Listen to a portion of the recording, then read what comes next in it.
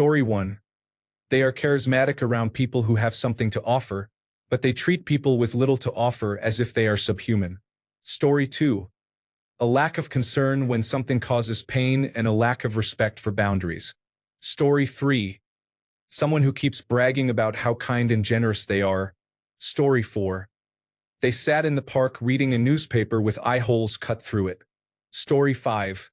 Still being friends with the people they talk most negatively about.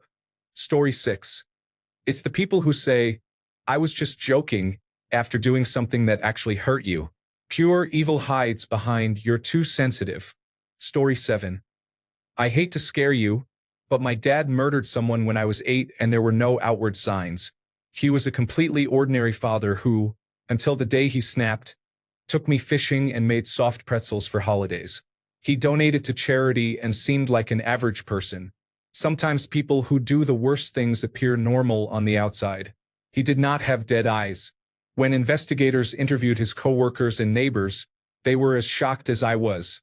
Nobody thought he seemed off. To be clear, my account is verifiable in newspaper archives and criminal records. He was not a sociopath. I dated a sociopath once.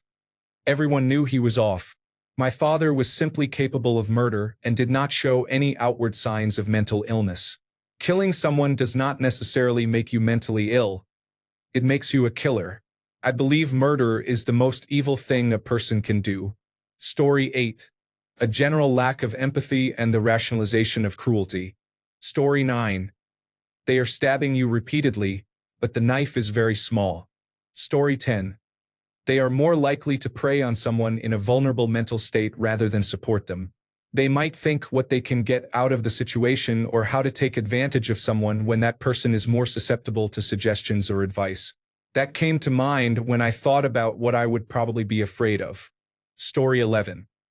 Sometimes 4 or 5 times in my life, a person I had just met, talked to, or encountered on public transit gave me an immediate, visceral, primal urge to get as far away from them as possible. This was the case with a prospective employer, and I thought I was going to crawl up the walls to get out of that office. If you feel something in your gut that's strong, I think it's always safer to trust it. Story 12. Does narcissism count as evil when someone puts you down to feel better about themselves? I was recently in a relationship where my partner did this to me. Story 13. They keep placing their entire palm on the glass doors instead of using the handles. Story 14. It could be maniacal laughter, battling a secret agent platypus, or attempting to take over the tri-state area. Of course, it could also be a trauma response resulting from both of your parents failing to show up for your birth and you being forced to serve as the family lawn gnome. Story 15. If you get a gut feeling, do not ignore your intuition. It could literally save your life. Story 16. They make you question your own memory and sanity more than once. Story 17. I met one of the Washington, District of Columbia snipers outside a Tower Records in Rockville, Maryland the night before they killed a bus driver who was simply going about his day. The man seemed odd and approached me from a dark area of the shopping center where no stores were open. He asked if I was hiding behind a pillar to smoke because of the shootings. I said yes, which made him laugh. I got a strong feeling to leave, but just before I did, he looked out into the parking lot and shook his head, as if telling the older man with the gun in his car, "No, not this one." That was the closest I came to pure evil and to death itself. The older man was executed, but the younger one is a grown man now and still alive. I have always wanted to write and ask why. Evil seems to lurk in the shadows, in the cracks of society where people fall. Story 18. They walk on their toes, take big strides, and hold their bent arms above their heads in front of them. It is subtle, but it can mean they are about to do something evil. Story 19. They consider themselves the best or most moral of their friends and badmouth them constantly. Story 20. I will not say who he was, but he became an infamous stalker on the news and was, at heart, a cruel person. I never knew about it. He was a good father and a close friend. At work he seemed kind and we became close. He showed no sign of bad intentions or obsession. No one, not even his brother, knew until the end. I think having free time, will, and money probably fueled what he did. It is frightening what people are capable of. Story 21. They start by being kind only to subtly manipulate and turn others against you. Story 22. You cannot actually tell if someone is evil or good through subtle signs. Television lied to you. Story 23. A single false accusation is enough. It can range from something minor to a matter that could involve the police. Run from that. Story 24. They scrunch up their nose in disgust when people talk about good things. They flash a smile when people talk about bad things. They begin lies with the phrase, "I'll be honest." They do everything for show. There is always an invisible audience for whom they are performing. They strip information, mimicking trustworthiness, getting people to confide in them, and then using that information against them. Their eyes go dark, coal eyes or snake eyes. They are not evil all the time. They are really evil to 1 in 100 people at a time, and they strategically pick the person with the least support. They are exceedingly nice to people in positions of power. They create situations where someone could get hurt. They walk as if clenching a stick between their buttocks. They drink and drive. They believe the ends justify the means. They let things fester, such as dishes, the back of the fridge, the car, a bad tooth, a relationship, a moldy basement, a lie, or a wound. Something in their life is in a permanent state of decay. This may be the evil portal. Story 25. Laughing emojis on news stories that document cruelty toward marginalized people. Story 26. They eat Raisin Bran and never go to the bathroom afterward. That's a red flag I can't ignore. Story 27. How they treat service staff or people over whom they have power. Story 28. For Nietzsche, evil is the expression of either resentful weakness seeking revenge through moral condemnation, or of overflowing strength that finds joy in destruction. Never a moral quality but a manifestation of vital energy that expresses itself destructively because it finds no creative or productive outlet. Story 29. Treating service workers like they are beneath them. Gratitude doesn't cost a thing. Story 30. They have horns growing out of their heads and tend to smell of sulfur. Story 31. They can rationalize anything, even their most evil acts. Story 32. In my opinion, if someone has a strong dislike for cats, it may reflect a need for control and a lack of respect for boundaries. I am a dog person myself, but I have noticed a correlation between difficult people in my life and an irrational dislike of cats. Of course, it could just be circumstantial. Story 33. Choosing to rigidly follow rules when dealing with someone, instead of adapting to the situation and acknowledging their humanity. Story 34. Detached from reality. There is a whole generation that fits into this, and they cannot all be bad, but that is what I have. Story 35. They either hate children or become overly close to them. They are cruel to animals. They change their minds depending on what is best for them. They treat low-wage workers poorly. Story 36.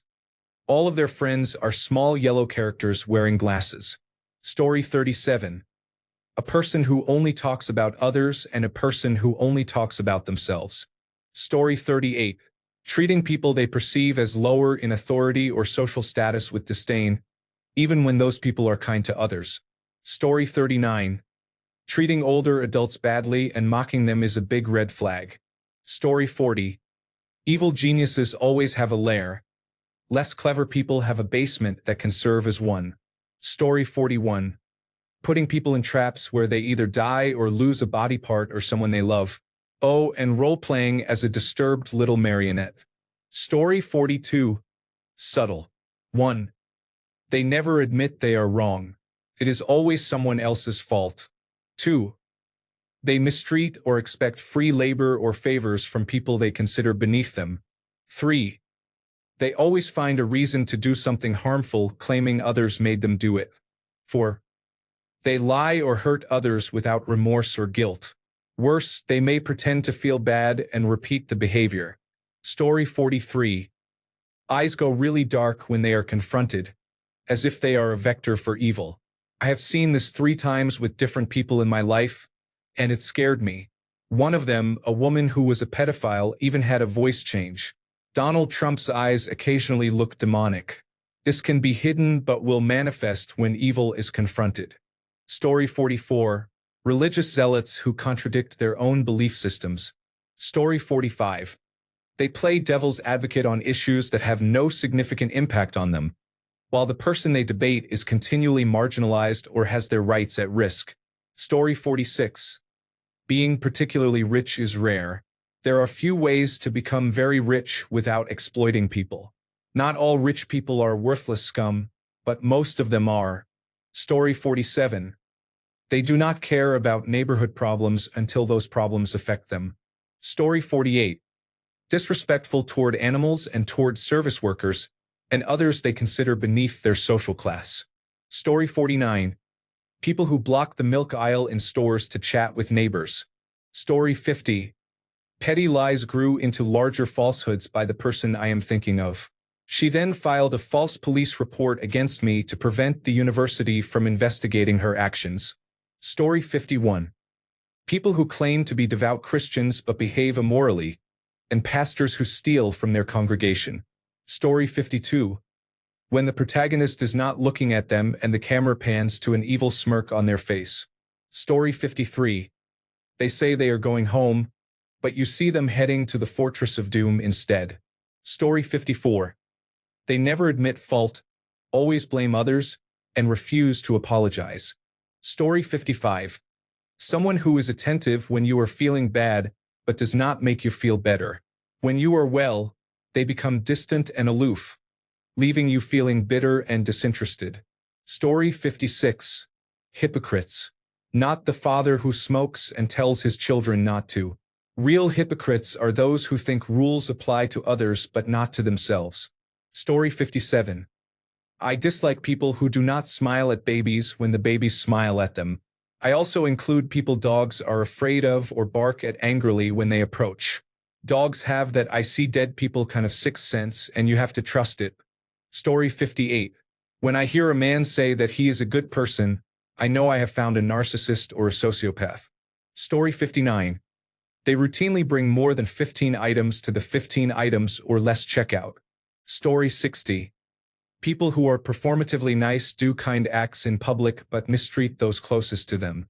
For example, a husband who is everyone's best friend at work, holds doors open, and is polite to waitstaff, yet belittles or abuses his wife behind closed doors. Or parents who donate to charity, volunteer at a soup kitchen and preach love thy neighbor, but who kick their teenage child out when the child comes out as gay. They show kindness and forgiveness for appearances, but as soon as they think no one is looking, their true colors appear and they often treat those closest to them horribly. Story 61. I have exactly one friend who, no matter the circumstances, is barked at viciously by any dog he encounters. I am not quite sure what to make of that. Story 62. It's a cliché, but being unkind to service workers, such as phone operators, restaurant servers, and healthcare workers who are trying to help, is wrong. If people cannot treat service workers with basic kindness in that setting, they are probably not kind in other settings either. Story 63. Alex Rodriguez walked away from children with disabilities who asked him for his autograph. Derek Jeter came in and kindly signed autographs for all of them. Story 64. They exploit the labor of others for profit. They create, promote, and profit from weapons, warfare, and artificial intelligence. They engage with, produce, or protect those involved in child pornography, sexual abuse, and the exploitation of children. This includes anyone who creates, benefits from, or enables human trafficking and sex trafficking.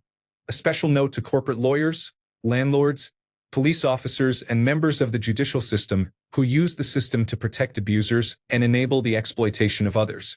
Story 65. I do not necessarily believe in evil, but the closest thing I can think of is people who do harm for the sake of doing harm. For most people, you can discern why they behave a certain way, why they do something, why they think that way. But some people actively look for wrong and do it precisely because it is wrong. That is the only definition of evil I have. Everything else is, to me, more like circumstance. Story 66. Passive-aggressive people say hurtful things to emotionally fragile individuals to feel superior. They mistreat animals and people living in poverty. Story 67.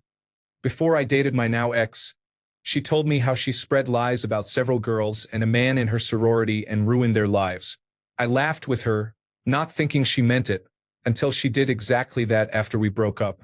The lying itself was shocking, but the way she so confidently and comfortably told those lies is even more disturbing. Story 68. It is my house, money, car, or whatever. I will do what I want with it and I make the rules. Granted, this is contextual because they are not technically wrong and they would be entitled to set boundaries if someone was causing problems. But if their child is going hungry because they chose to spend money on drugs, alcohol, or other unnecessary things, the real motivation becomes clear. When this phrase is used as an excuse, it is cruel. The real message is that they do not care what happens to others as long as they get what they want, and others are not allowed to call them out because they cannot be punished. Story 69. They are overly suspicious of others and their behavior.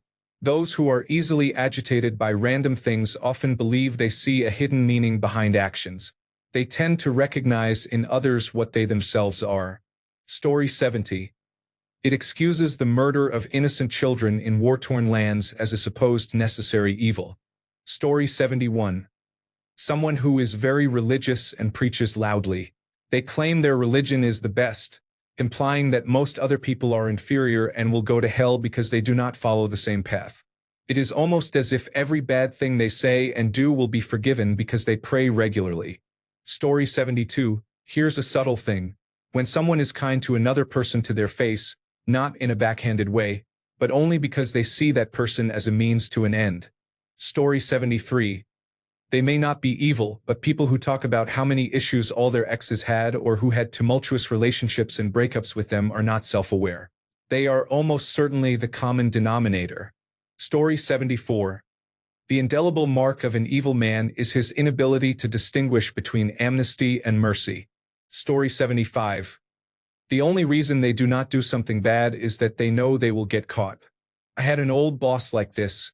He was the scum of the earth and was always trying to do evil things that were technically legal. I hope he is locked up now. He would own slaves if he could. Story 76. So far I have scrolled a lot and found 2 answers to your prompt, original poster. I think most people do not understand what subtle means. Story 77. They insist on driving at night using only high beams. Story 78.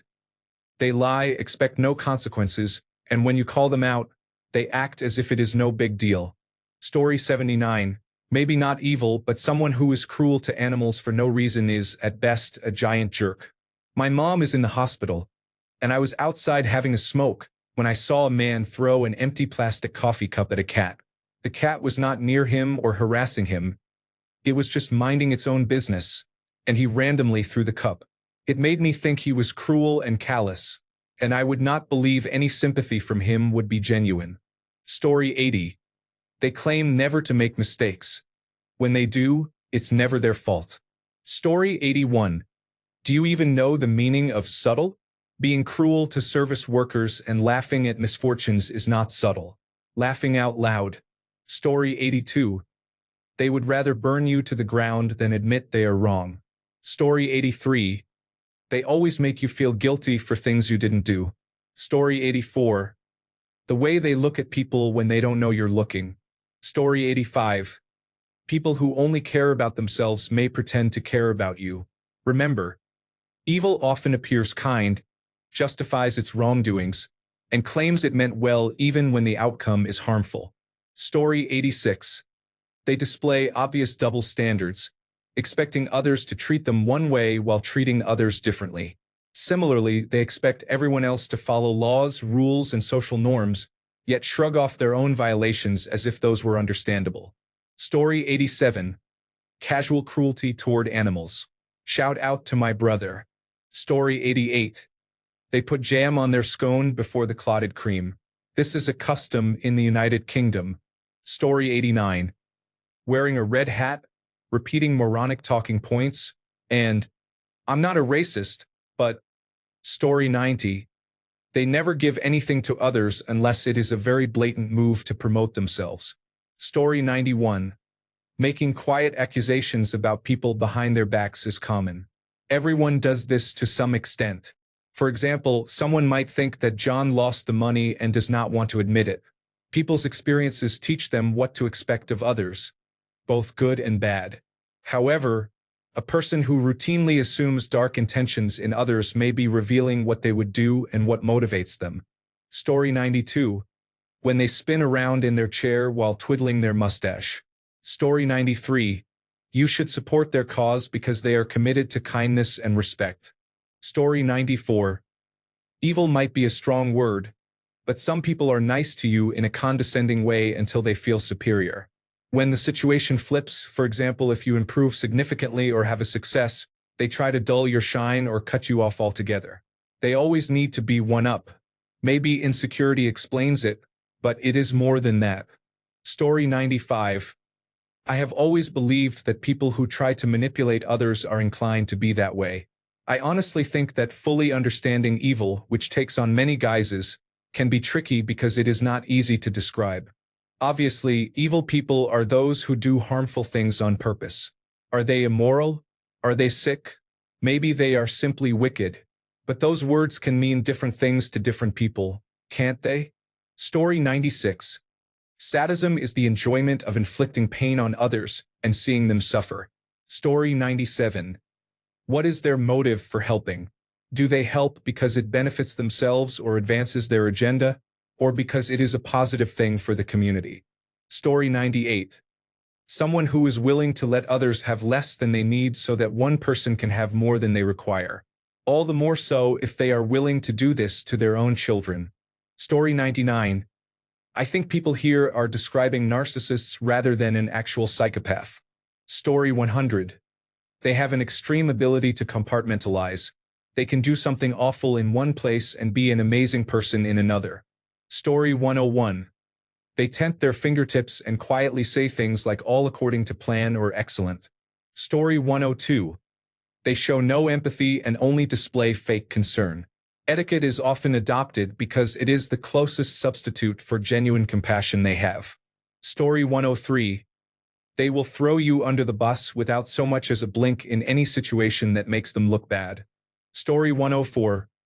Look at what people say and do when they believe there is no accountability, for example, posting horrible content online or being unkind to people they consider beneath them. Story 105. They cycle through relationships like underwear. They meet all their friends on dating apps. They do not clean their messes in the apartment you live in together. They blow up over the smallest issue. They try to make themselves seem like a good person for taking you in when they are the one who made you homeless in the first place. Story 106. It is probably not subtle when someone prides themselves on being unemotional. I will also include people who refuse to pick a side in situations involving domestic violence, especially when someone's actions are clearly wrong. Many of these people say, "I really don't care," and then speak ill of those who try to help them. Not only does this behavior show a lack of empathy, it also reveals a lack of self-respect and self-preservation and an inability to reflect. They like to say, "It is what it is." The phrase makes my gut twist. That is why I give anyone who says these things 30 days to find somewhere else to go. Story 107. They call themselves your best friend and always ask to spend time with you, but tell others that you are annoying. Story 108. Their attitude toward people from whom they think they can gain something. Story 109. They are over 18 and drink plain milk from a clear glass or plastic cup when it is not breakfast, lunch, or dinner. That behavior is disturbing and suggests something is wrong. Examples include Homelander, the girlfriend from Get Out, and Alex from A Clockwork Orange. Story 110. Evil? Like actually evil? Do they like to kick puppies? Story 111. Someone who is good at interacting with people, whom everyone thinks is kind, but who speaks ill of others behind their backs. Story 112. If an autistic person who usually trusts others says they do not trust someone, believe them. Their pattern recognition is almost never wrong, so if you know an autistic person, listen to them. If they do not trust someone, it is probably for a good reason. Story 113. If you have ever stepped on a cat's or a dog's tail, you know you are evil. Story 114. If someone falls or injures themselves, They are the person who immediately bursts into laughter instead of asking if they are okay. Story 115. They act superior, cannot be challenged or criticized, insist nothing is ever their fault, and always play the victim. A selfish person is not necessarily evil. Most evil people do not reveal themselves immediately. Their behavior is slow and subtle. You do not realize they have no empathy and, in a horrific combination, enjoy your pain. Story 116. If their house has hidden passages and they look at you through the eye holes of paintings on the walls. Story 117. They show no remorse toward you and present a completely different side to others. Story 118. They have money but do not pay child support. Liars are generally awful people. Story 119. Trick question. We are all a mix of good, mediocre, and evil. Story 120. Following the philosophy of realpolitik. Disregard for boundaries. Seeing everything as an investment opportunity. Basically Peter Thiel, Elon Musk, or any wealth-hoarding sociopath who is trying to overrule the world's governments. Story 121. They laugh when someone is in pain or obviously distressed. Story 122. They do not care about what happens in the world and act entitled. They say they are going to fly away to a remote island even if they might be at risk because of global events. Story 123. Let's talk about the architects of our misery. They do not get their hands dirty. That is for the little people. They construct elaborate systems of insulation, masterful labyrinths of plausible deniability, where they can command their puppets from a safe distance and watch the carnage unfold. When a pawn has outlived its usefulness, they do not just discard it. They crucify it. They make a public spectacle of the sacrifice, a grim warning to anyone else who might develop a spine. Remorse? Do not make me laugh. The only moral dilemma they face is whether to celebrate their treachery with a scoop of mint chocolate chip or by booking a first-class ticket to somewhere sunny. The real evil is not some mustache-twirling villainy. It is the subtle, insidious corruption baked into the very DNA of the system. It is not a crime. It is a tweak, a minor adjustment to the algorithm of human suffering, always at someone else's expense, just to make their own lives a little more comfortable. And healthcare? Christ. It is the perfect microcosm of this rotten edifice. The new business model is a masterwork of psychological abuse. Make frontline workers personally responsible for a system designed to fail. When the inevitable cracks appear, the solution is not to fix the foundation. It is to pile more bricks on the backs of those already breaking. Bury them in an avalanche of meaningless, soul-crushing tasks that have nothing to do with patient care. When they finally burn out, and they always do, they are just a line item on a balance sheet, a disposable component to be swapped out for a newer, cheaper one, conveniently before that 403b retirement plan ever vests. It is a culture of fear, elegant in its simplicity. Comply or be replaced. Because in the end, some senior manager's bloated paycheck requires a blood sacrifice. The system demands it. For them, this is not some monstrous tragedy. It is just business as usual. I also think of Amazon Time Off Task, which refers to the time warehouse associates are away from their workstation or not actively working, measured by handheld scanners and tracked by algorithms. While brief, necessary pauses for bathroom breaks or hand washing are typically not disciplined. Prolonged or excessive time away from task can lead to disciplinary action, warnings, or termination, according to internal documents and worker reports. The more you look, the more you find the tweaking. Story 124. They appear overly religious.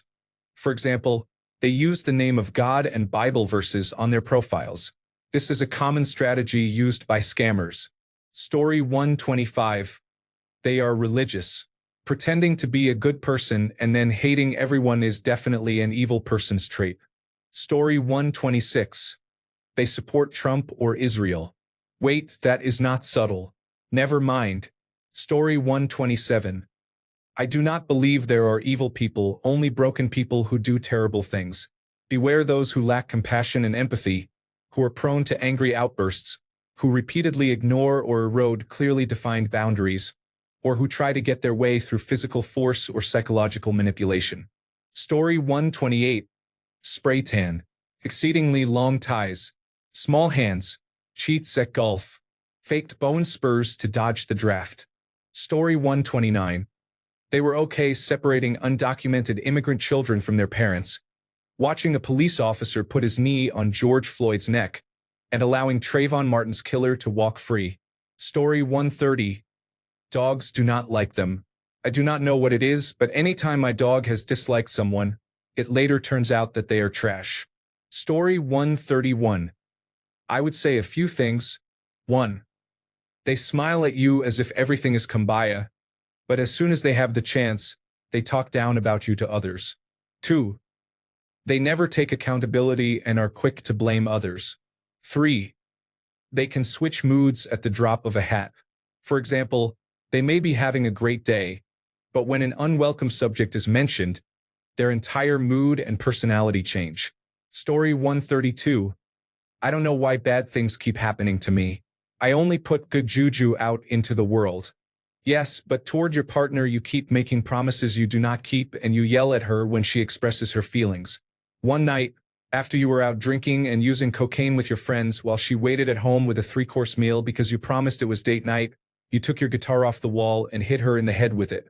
Such good juju you put out there. P.S. I am free from him now physically, but I am still suffering mentally from complex post-traumatic stress disorder and severe anxiety anytime I leave my house because I never know when I might bump into him. Story 133. I don't think I've ever met someone I thought was truly evil. Dumb, misunderstood, confused, disabled, or a combination of those things, yes, but not evil.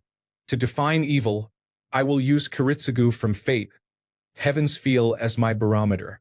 The man feels pleasure from causing pain and, in his perfect world, would seek limitless pleasure for everyone, including himself. So he wants the best for you but will torture you because, in his mind, he derives more pleasure from it than you lose, so it is a net positive. This leads him to knowingly hurt, torture, and kill people. He is fully aware and cognizant, without remorse. I do not think that exists in the real world, though. It might. I will admit I have not seen the most extreme people in the world. For instance, I am sure Jeffrey Epstein nearly fits this bill, but I do not know the man well enough to say. He is probably evil. Story 134.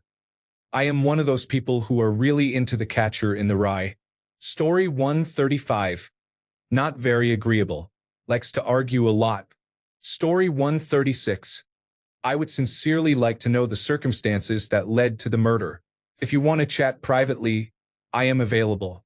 I think each of us could be capable of that depending on the situation. Story 137. If they define themselves not by what they like but by how much they hate the opposite.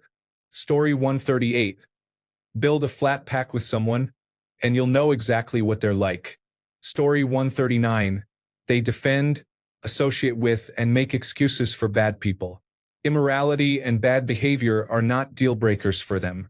Aside from being privileged, enablers are just as evil as the people they support. Story 140. The more ego you notice, the more harmful they are. It is always about them and their satisfaction. They use you for their own benefit and abandon you if you cannot give more, because they have drained your energy. They are often unaware. Consumed by ego, only they can free themselves and become aware of it. Story 141. It is not always subtle. People make excuses for nearly everything. They refuse to accept opinions that do not match their own. They have a fixed way of rationalizing, and nothing you say or do will change it. People like that bulldoze through others and situations, disrupt things, and continue doing wrong even after being shown they should not. When you point it out, they make excuses instead of saying, "I'm sorry," or "I made a mistake." Story 142. They literally cannot be wrong. Listen, please, do not trust someone who claims they are never wrong. Yes, using all caps was necessary. Story 143. A lack of empathy, though not inherently evil and often simply ignorance, is, in my opinion, a key component. Thanks a bunch for sticking around till the end of the video. Remember to subscribe, and until next time, stay awesome and goodbye.